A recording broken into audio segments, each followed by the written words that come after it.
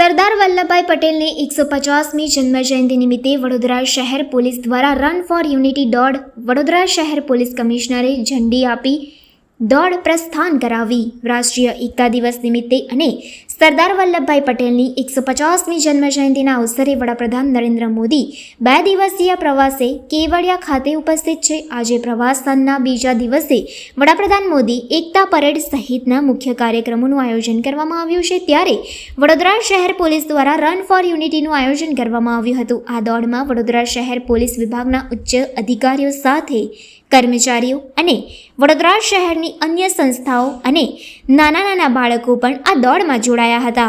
આ દોડ વડોદરા શહેર પોલીસ ભવનથી શરૂ થઈ હતી અને કાલાઘોડાથી જેલ રોડ થઈ પોલીસ ભવન ખાતે સમાપન થઈ હતી. રાષ્ટ્રીય એકતા દિવસના પરિપ્રેક્ષમાં આજે વડોદરા શહેર પોલીસ દ્વારા 25 જેટલા સ્થળોએ રન ફોર યુનિટીનું આયોજન કરવામાં આવ્યું છે. તમે જોયું છે પોલીસ ભવન પ્રાંગણમાં આ કાર્યક્રમમાં બાળકોથી માંડીને વરિષ્ઠ નાગરિકો સુધીના તમામ લોકો પાર્ટિસિપેટ કરી રહ્યા છે.